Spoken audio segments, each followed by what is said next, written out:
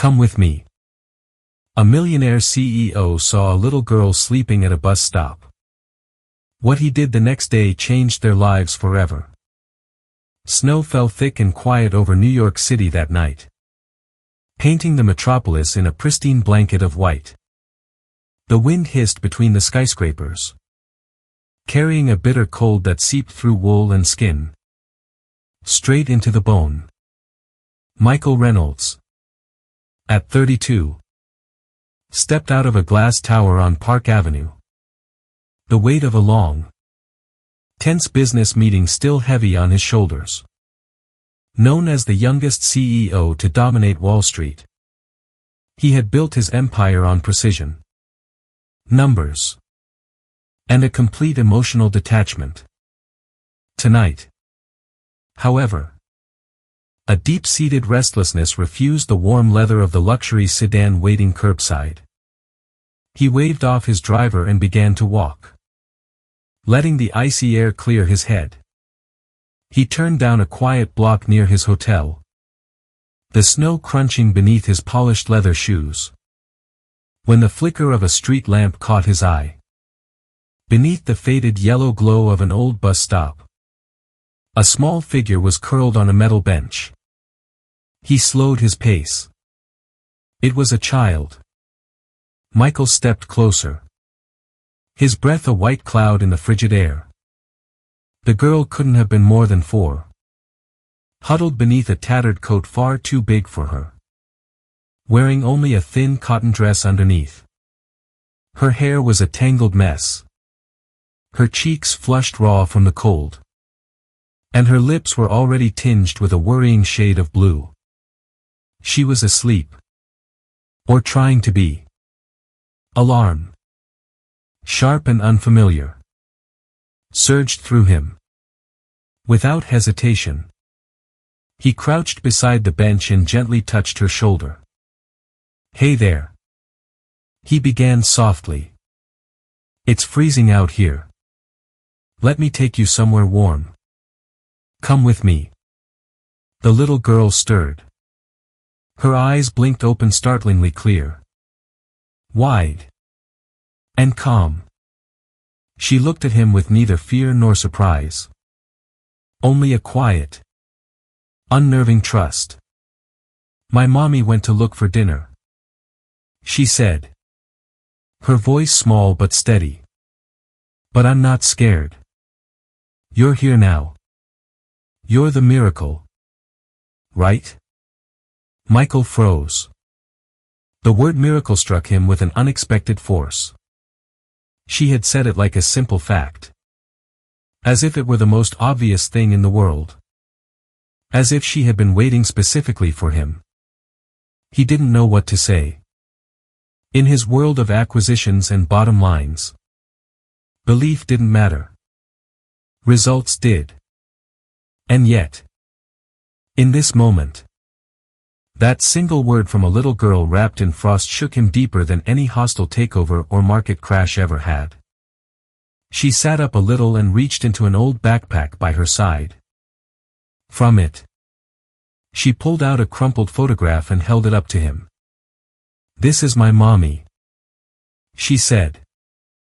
"She said she'd be back before the snow covers my shoes. Can you wait with me until then?" Michael glanced down. Snow had already started to gather on the rubber edges of her worn-out sneakers. The sight made something twist painfully in his chest. Without a word, he shrugged off his heavy wool coat and gently wrapped it around her small shoulders. She sank into it instantly, as if it were a blanket made of clouds. "What's your name?" he asked after a long silence. "Laura," she said, nestling deeper into the warmth. He nodded, unsure what else to say. She looked back down at her feet. "Me and mommy stay here sometimes," she added matter-of-factly. "It's not that bad. The light helps me sleep." Michael looked around at the desolate scene. No mother. No one. Just the biting wind and the white silence. He wanted to call somebody, a shelter. The police. Anyone. But he didn't. Instead, he stayed. Sitting with her on the frozen bench. He wasn't sure how long they sat there. His dress shirt now barely shielding his arms from the wind. But Laura seemed to relax beside him. As if his presence alone made the bench warmer. "Do you really think I'm a miracle?" he asked finally. His voice barely a whisper above the wind. Laura nodded slowly. "Mommy says miracles are people who show up when no one else does." Michael stared ahead at the falling snow. His breath shaky. For the first time in years. He felt a crack form in the ice he'd so carefully built around himself. And so he waited. A man and a little girl in the snow. Not knowing that her mother would return at any moment. And that nothing in his life would ever be the same again. Ava pulled her scarf tighter around her face as the wind howled through the alley beside the soup kitchen. Snow clung to her lashes. And her fingers were numb. The small paper bag she carried, already damp from the weather, contained 2 containers of warm rice porridge and a single bread roll, tonight's dinner for her and Laura. She walked quickly. Every step heavy with a bone-deep fatigue. She had been gone longer than she'd intended. The line at the kitchen had stretched around the block. And by the time she got inside, the volunteers were already packing up. But she had smiled. Polite and patient. Grateful for whatever they could give her. That was the rule she lived by: never beg. Never demand. Just survive. Ava was 28. Once a quiet dreamer with a passion for cooking and an intuitive eye for flavor. She had been a line cook in a small neighborhood bistro before the pandemic forced it to close. Then came the unpaid bills. The eviction notice. And the cold, hard reality that even tireless work could leave you homeless. Now, she was just a mother. Doing everything in her power to protect her child from a world that seemed to have no place for them. Her steps quickened as she turned onto the block where the old bus stop stood, a spot she had scouted carefully. It was near a hospital. Which meant patrol lights. A security camera. And a nearby shelter she sometimes used for bathrooms and blankets. The bench had a partial cover from the snow. With just enough space for Laura to sleep if she curled up tight. But tonight, the moment Ava turned the corner, her heart stopped. There was someone there. A man. Sitting on the bench beside Laura. He wasn't holding her. But he was close. Too close. His coat, an expensive-looking wool one, was wrapped around her small frame. Laura was sitting upright now. Her little hands bundled inside the sleeves. Listening intently as he spoke softly to her. His voice was low and steady. Almost like a lullaby. Ava's heart pounded in her chest. She dropped the bag of food. Bolted forward. And snatched her daughter from the bench. "Laura!" she cried. Her voice sharp with a primal panic. She scooped the child into her arms. Pulling her close. Shielding her instinctively. The man stood quickly. But he didn't move toward her. His hands rose immediately. Palms open in a universal sign of peace. "It's okay," he said calmly. "I'm not here to hurt her." She was alone. And it was so cold. Ava backed away. Her eyes scanning his face. He was clean-shaven. Young. With a serious and unfamiliar face. She didn't see malice. But in her world, trust was a luxury she couldn't afford. You don't just touch someone's child.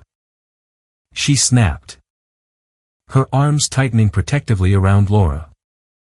I didn't. He said gently. I gave her my coat and sat with her. She told me you were coming back. I was just going to wait until you did. Laura stirred in her arms, then smiled sleepily up at her. Mommy. He's nice. He stayed with me. He's warm. Like cocoa. Ava looked down at her daughter. Her skin was less pale now, and she had stopped shaking. She turned back to the man, her voice still guarded. Who are you? My name is Michael, he said. I was just walking by. That's all. He made no move to reclaim his coat.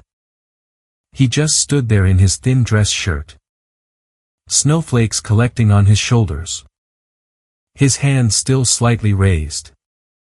Ava studied him.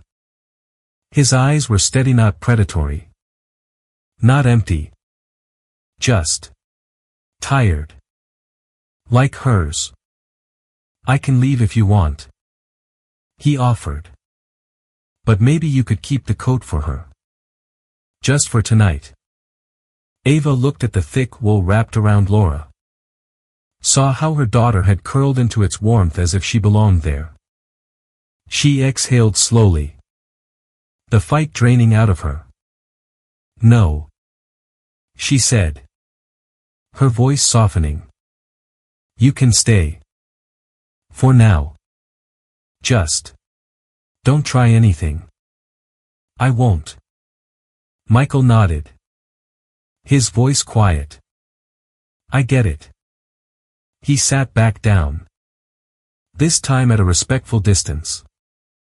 Ava hesitated, then sat beside him, Laura resting in her lap between them. The snow kept falling, creating a silent, temporary peace. For a while, no one spoke. Then, almost reluctantly, Ava said, we stay here sometimes. It's safer than other places. Michael nodded. Not pressing. She told me. Ava looked at him sideways. You really just sat with her? He met her gaze. No child should be that alone. Not in this kind of cold. She studied him a moment longer, then looked away. And for the first time in a long time, Ava didn't feel quite so alone on that bench. Ava sat with her arms wrapped tightly around Laura, her body a living barrier between her child and the harshness of the world. Though her voice had softened, her posture remained tense. Michael, still sitting a short distance away on the icy bench, didn't push. He simply waited. His presence a calm, quiet anchor in the swirling snow. After a long silence, Ava glanced at him again. Thank you, she said. The words cautious. For staying. Michael gave a slight nod. No thanks needed. I just didn't want her to be alone. Ava lowered her gaze. That's kind of you. But kind usually comes with a price. I've learned that. Michael tilted his head slightly. Not always. Ava didn't answer, her arms tightening around Laura as if to shield her from more than just the cold. Michael hesitated, then spoke again, his voice gentle. I'm staying at a hotel nearby. It's warm. Clean. You and your daughter could stay the night there. Just one night. You'd be safer than here. Ava looked at him sharply, suspicion flaring in her eyes. And then what? We wake up with a bill we can't pay? Or worse. Owe you something else? Michael didn't flinch. You wouldn't owe me anything. She let out a bitter, quiet laugh. That's what they all say. Nothing is free. Michael didn't argue. Instead, he looked down at his own hands. Then back at her. You're right to be careful. I respect that. He stood, brushing snow from his sleeves. There's a budget motel about 4 blocks from here. No one will bother you there. I'll walk you over and pay for the night anonymously. After that, you decide what's next. No strings attached. Ava narrowed her eyes, searching for a hidden angle. Why would you do that? Michael met her gaze. And his answer was simple, direct, and disarming. Because I can. And because no one should have to choose between safety and pride on a night like this. That answer stunned her into silence. She saw no deception in his eyes. Only a quiet conviction. Eventually, she nodded slowly. We'll go. Just for tonight. He said nothing more. Just offered a small nod and waited while she stood, lifting Laura gently in her arms. The heavy coat still wrapped around the child like a protective cocoon.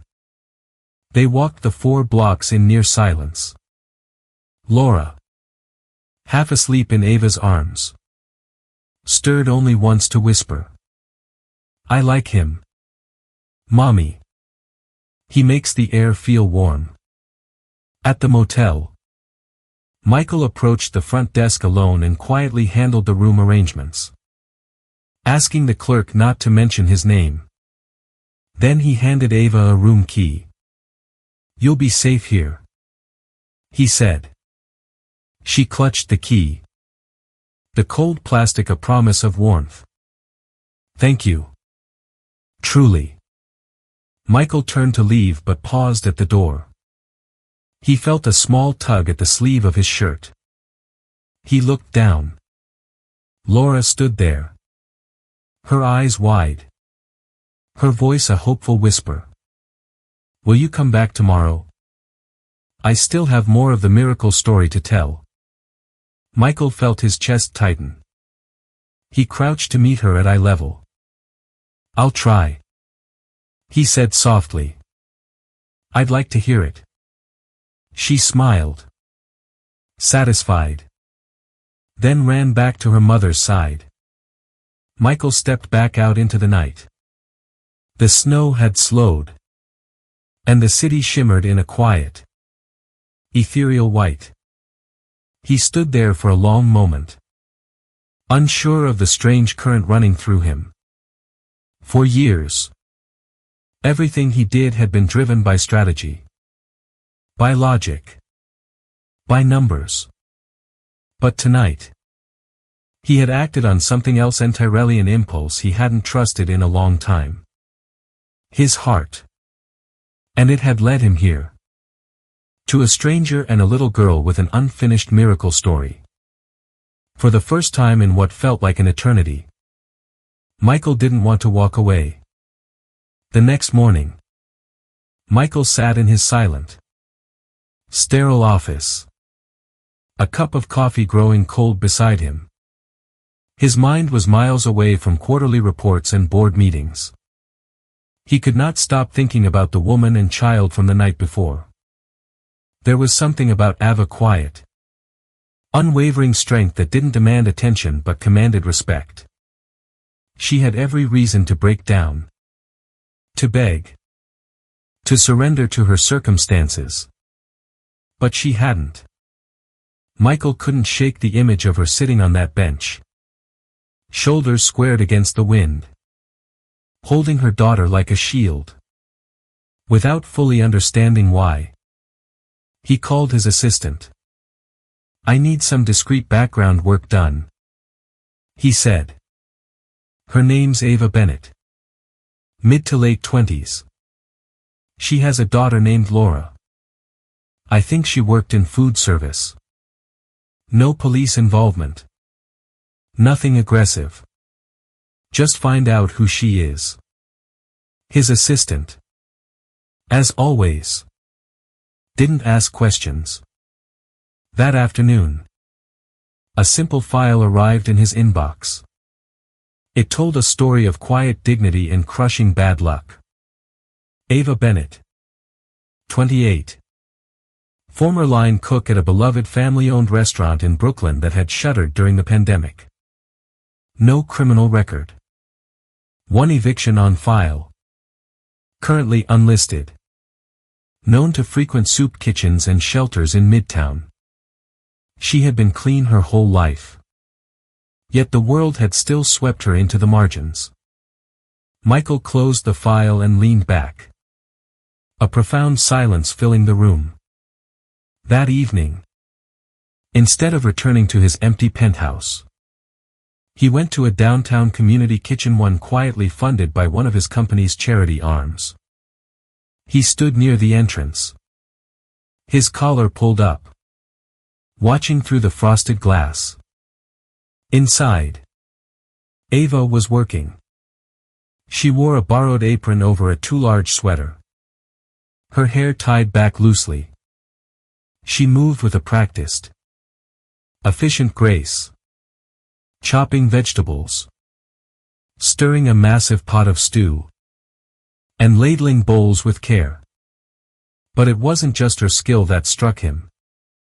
It was the reverence she brought to the work. She greeted each person in line with a nod or a small, genuine smile. She washed her hands between every task. She made sure everyone was served before even thinking about herself. Later, when the last trays were cleared and the kitchen began to quiet down, Ava sat for a moment on a crate in the back corner, sipping a lukewarm cup of tea. Michael finally stepped inside, startling her. "I'm sorry," he said. "I didn't mean to interrupt." Ava set her cup down. Her expression cautious but not unkind. "What are you doing here?" "I support this place," he said simply. Quietly. "I wanted to see how it was being used." She raised an eyebrow. "And now you've seen." Michael hesitated. Then said, "You're good at this. Really good." "I used to cook," she replied. A hint of old pride in her voice. "Before all of this, I could help," he offered.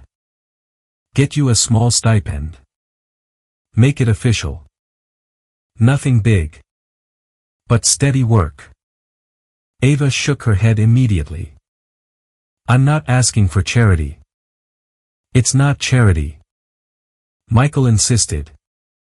His gaze direct. "It's recognizing value."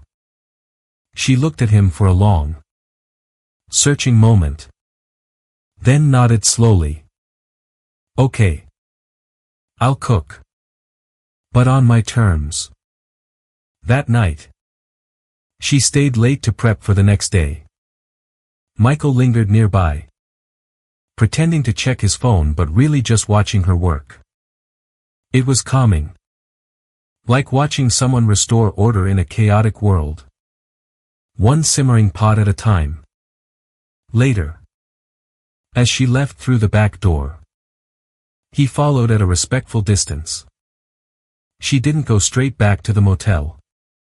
Instead, she walked 2 blocks down, turned a corner, and approached a figure slumped in an alleyway, an older man hunched beneath a ripped blanket, shivering violently. Ava knelt beside him, whispered something Michael couldn't hear, then reached into her tote bag and pulled out a small container. Leftovers. She gently placed it in the man's hands. And then, without hesitation, she shrugged off her own worn coat and wrapped it around his shoulders. Michael stopped walking. half hidden by the shadows and falling snow. Watching her. People shouldn't die cold. Ava murmured, adjusting the coat over the man's back. Not even if they've made mistakes. Michael didn't speak. He didn't move. He just stared at Herat, the care in her voice. The steadiness of her touch. The unshakable humanity she gave so freely. Even when she had next to nothing herself. And in that moment, for the first time in a very long time, Michael thought of his mother. She had been a nurse tender. Selfless. Always the first to sit beside a patient no one else wanted to touch. She had died too young. And he had buried his grief under layers of ambition. But here now, Michael saw that same quiet strength. That same soul. Reflected in a woman sitting on the cold pavement beside a forgotten man. Ava didn't know she was being watched. And Michael knew. With a certainty that settled deep in his bones. That he couldn't stay silent anymore. Not in his heart. He had come here out of curiosity. He was now staying for something else entirely. He was moved. Winter deepened its grip on the city. But Michael found himself stepping out into the cold more often than he ever had before. It started with one evening. Ava was packing leftover food from the community kitchen into paper containers when Michael approached her quietly.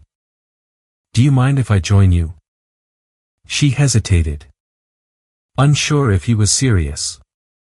"To deliver these," he added, gently lifting one of the bags. Ava studied him for a moment. Then handed him a box. "You'll need gloves," she said. A ghost of a smile playing on her lips. And maybe some humility. From that night on, it became their ritual. Each evening after the kitchen closed, they would load up small meals and walk together through alleys, subway entrances, and the forgotten corners of the city. Places where people slept in doorways and under stairwells. Many of those they served never dared to enter the soup kitchen. Out of shame or fear. But Ava found them anyway. Michael followed. He watched as she knelt without hesitation in the slush and snow.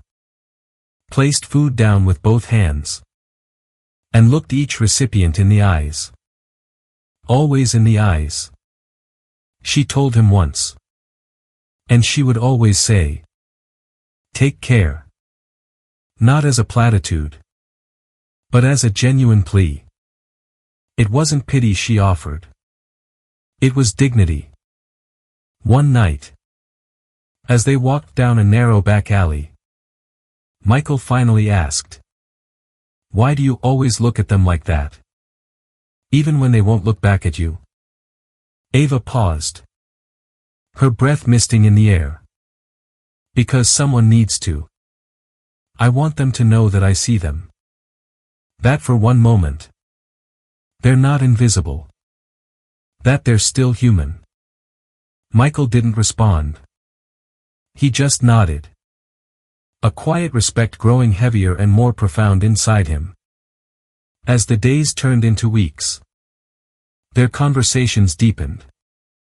On a long walk back one night, Ava spoke of her childhood, a father who left. A mother who worked 3 jobs. A small apartment that always smelled of simmering soup. "I've been invisible for most of my life," she said simply.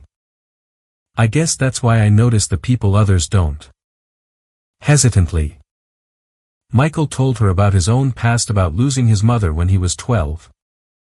And how the world had relentlessly told him to be tough. Fast. And brilliant. He talked about how, over time, he had traded softness for strategy. He spoke of his success with a detached tone. As if he were reading someone else's resume. "You built an empire," Ava said quietly. Her insight cutting through his defenses. But maybe you forgot to build something to come home to. They shared their first true laugh not long after. In the warm, amber-lit kitchen. As they scrubbed trays and wiped down counters, Michael accidentally sprayed water all over the table. Ava yelped. Then tossed a dish towel at him. Laura, sitting nearby with her crayons, giggled uncontrollably. You're terrible at cleaning, Ava said. A real, unguarded laugh bubbling up. Shocking. I know, he replied, a genuine smile reaching his eyes. I've only ever cleaned up after market crashes. That night, Laura hugged him tightly on the way out. Good night, Mr. Snowman. Snowman? Michael asked, amused. Laura grinned. Because you came with the snow. And you always bring me the minty candy. He reached into his pocket and handed her a peppermint. Then I suppose I must live up to the name. What Michael didn't tell Ava or Laura was what he had done that morning. While reviewing property reports for his company's philanthropic branch, he had come across a listing, a closed-down cafe space in the heart of Midtown. It was modest but well-built. The kind of place that could smell like fresh bread and sound like stories being shared over soup. Without fanfare or hesitation, he bought it under the foundation's name. That evening, as Ava spoke of how she missed cooking for real, not just ladling out stew, he imagined her in that space. Her and Laura. A stove warm with purpose. A chalkboard menu written in her careful handwriting. The clatter of dishes. Laughter. And second chances. He didn't say a word. But in his heart, the vision was already alive. And it had a name, the hearth. It happened on an ordinary afternoon. At least, it started that way. Ava had come early to the kitchen to prep for the evening meal. She was in the back, rhythmically chopping carrots, when she heard a voice. Michael's voice. He was in the front hallway, speaking on the phone. She hadn't meant to listen. But when she heard her name, her body froze. We've finalized the purchase of the property. The hearth will open on schedule, Michael was saying. And yes, keep the foundation's name on everything. No need to mention me. Ava still doesn't know. There was a pause. Then his assistant's voice. Quieter but clear through the phone. Are you sure about this? Sir. It's a significant investment. Michael's reply came without a sliver of hesitation. She deserves it. The knife in Ava's hand clattered onto the cutting board. A wave of dizziness washed over her. Michael Reynolds. The name struck her with its full, staggering weight now. Of course. She had heard it before on news headlines. In whispered admiration from other volunteers. On the cover of a Forbes issue she'd seen years ago in a waiting room. The sharp-featured man with cold, calculating eyes and $1 billion company. And he had been here every day quiet. Warm. Smiling. Washing dishes. Delivering food. And lying. She stepped out of the kitchen just as Michael turned, ending the call. Their eyes met. She didn't have to speak. Her expression said everything. His face paled. Ava. Wait. You lied to me. She said. Her voice flat, but trembling with a deep, crushing betrayal. All this time. I didn't lie. He said quickly, taking a step toward her. I didn't tell you everything. That's not better. She shot back. I wasn't trying to trick you. He pleaded. I wanted to be real around you. Not the title. Not the name. Just me. She shook her head. A bitter laugh escaping her lips. But it's not about the name, Michael. It's about why you were really here. Why you helped. Why you stayed. He opened his mouth. But she cut him off. Her voice cracking. You made me feel like I mattered. Like I had earned my way back. One step at a time. But now I realize I was just a project. Your latest charitable donation. No. He said. His voice rough with emotion. You're wrong. You were never a project. You were. Don't. She said. Stepping back as if his words could physically burn her. You can buy buildings. Michael. You can give me all the money in the world. But don't you dare take my dignity. Don't pretend I needed you to survive. Her words struck him harder than any business loss ever had.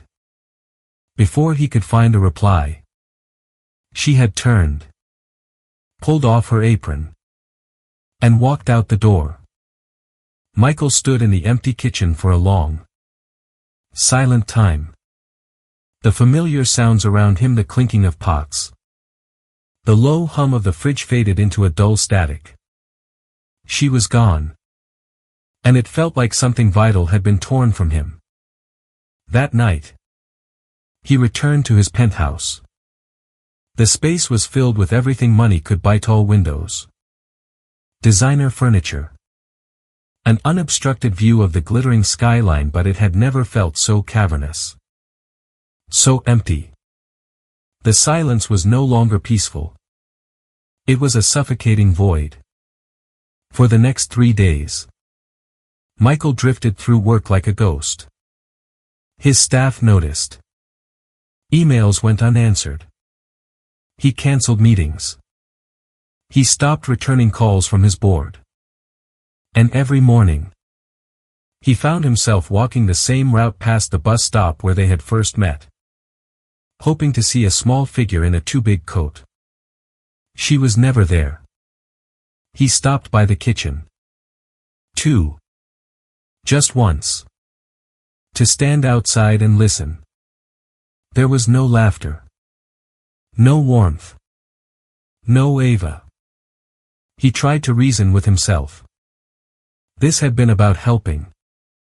About kindness. About the hearth. But deep down, he knew that wasn't the truth anymore. He hadn't stayed all those nights for charity. He hadn't watched her from the shadows just to feel useful. He had stayed because something in her steadiness had anchored him. He had fallen in love with her without even realizing it. And now that she was gone, everything that had once given his life shape, deals, mergers, numbers, felt like meaningless noise. One evening, he loaded a bag of leftover meals himself and walked the route they used to take together. Down familiar alleys. Around frozen corners. Past the steps of the old church where Ava used to leave extra blankets. He found no one. At the last stop, on the quietest street of all, he stood alone beneath a flickering lamppost. The wind cut through his coat. Snow danced in the light like dust motes. He closed his eyes and remembered her voice. I don't need to be saved. I just need to feel like a person. Michael opened his eyes slowly. And then, aloud to no one, he whispered, I didn't save her. He looked up at the sky. Snow catching in his lashes. She saved me. It wasn't her need that had changed him. It was her refusal to be defined by it. Her quiet pride. Her small, steady acts of care.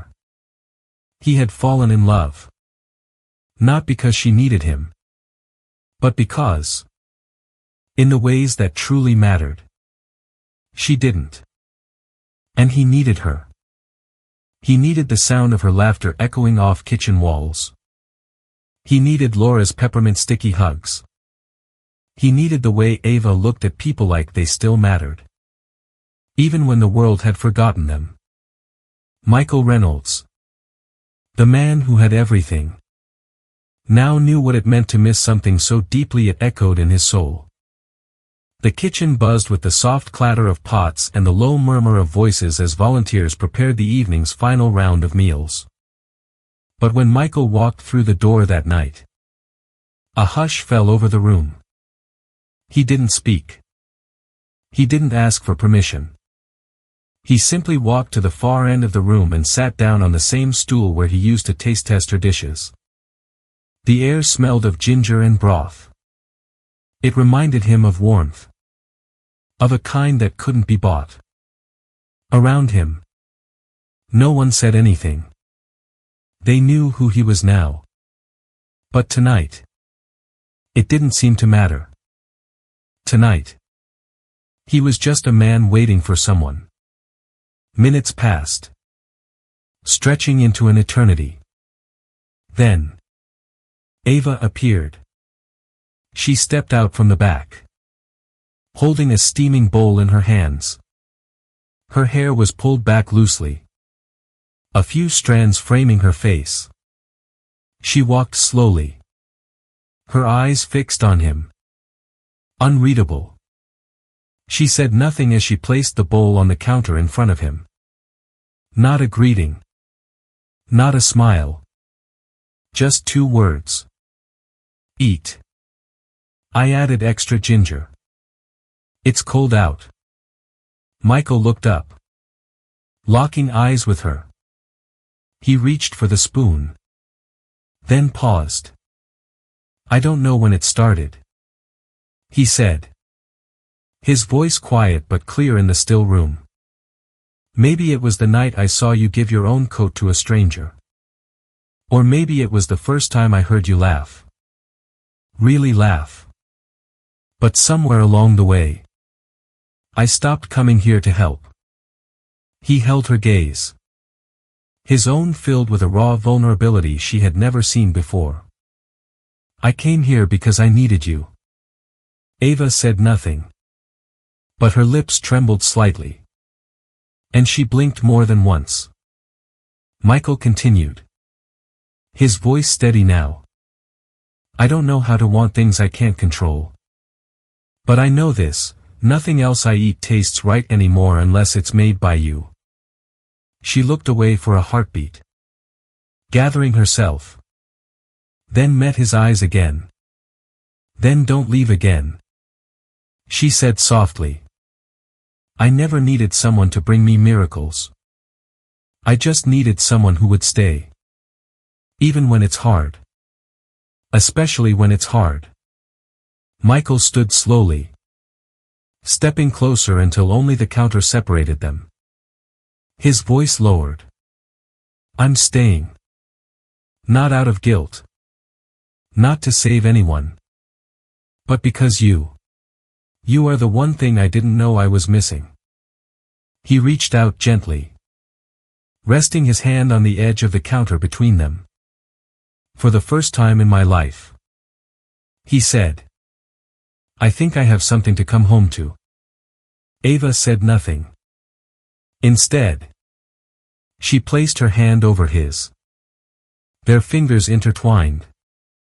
No more explanations were needed. From behind them, Laura peeked out from the doorway, a grin spreading across her face as she whispered, Told you he'd come back. Mommy. The soup sat forgotten on the counter, steam rising in soft curls between them. But in that moment, neither of them needed food to feel full. 1 year later, The snow returned to New York. But this time, it felt different, softer. Kinder. At the edge of the city, nestled between old buildings and new beginnings, stood Hearth Village. A community unlike any other. Built from restored brick and renovated hope. It offered more than just shelter. It offered a fresh start.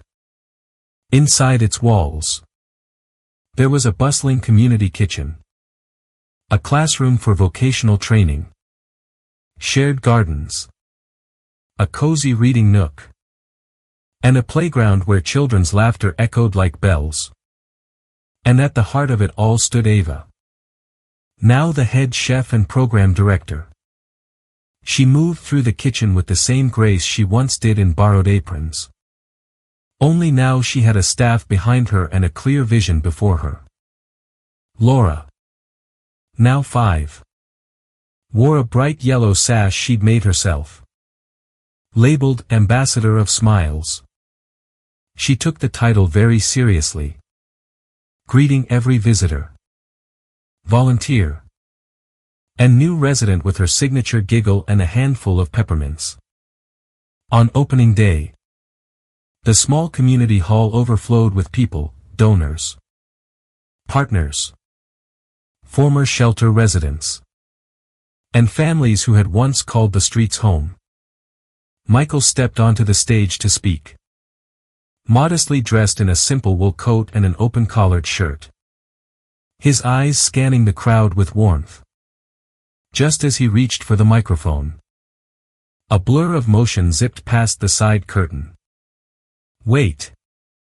Laura shouted, climbing the steps to join him. Holding a toy microphone she had insisted on bringing. The crowd chuckled warmly. Laura turned to the audience. Standing proudly at Michael's side. "This is my dad," she announced. Beaming. "He's not a miracle. Everyone says he is. But he's not." Michael blinked. Both amused and slightly stunned. She continued. Her voice clear and strong for someone so small.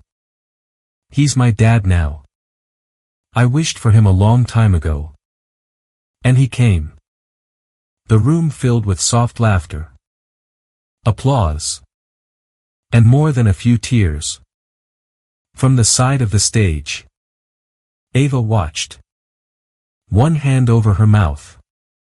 The other pressed gently to her chest. Her eyes glistening in the soft light. Michael turned to Laura. Knelt beside her. And whispered. "You know what, kiddo? I think I wished for you, too." The rest of the evening passed in a blur of joy and celebration. People danced. Stories were shared. And hands were held. When the night grew quiet, the three of them returned to their small cottage near the Hearth's Gardena home, filled with wooden floors. Overflowing bookshelves. Jars of spices. And the unmistakable warmth of something earned. Not given. It was Christmas Eve. In the kitchen, Ava sliced a spiced apple cake while Laura knelt on the windowsill, watching the sky. Outside, paper lanterns began to float upward from Hearth Village. Each one carrying a wish scribbled in childlike handwriting or crooked cursive. "I think that one's mine," Laura called out. "I wished for more hugs." Michael wrapped his arms around both her and Ava, pulling them into a tight embrace as the warmth from the oven and the scent of cinnamon swirled around them. Ava leaned her head against his shoulder and whispered, "We used to wish for a roof over our heads." Michael smiled gently, his eyes on the lantern-filled sky. "It turns out," he said, tightening his embrace, "you two were the miracle I never knew I needed to ask for." And beneath a sky filled with light, laughter, and soft snow, Their little family stood wrapped in a love that was stronger than any empire, warmer than any coat, and more real than any fairy tale. A future finally built on both. If this story touched your heart, you are not alone. Sometimes, the most powerful miracles are not grand or loud. They are the quiet acts of kindness, a bowl of soup, a coat shared in the cold, a hand held in the darkness. They are found in the people who choose to stay, to listen, and to love without needing to rescue. At Soul-Stirring Stories, we believe in the beauty of these real moments, in the hope born from hardship, and in the second chances that can change a life forever. If you believe in these things too, we invite you to subscribe to our channel. Join our community of hearts that still believe in goodness, in healing, and in stories that remind us of the best of who we can be. Because sometimes, all it takes is one story to stir your soul. Subscribe now, and let the next story find its way to you.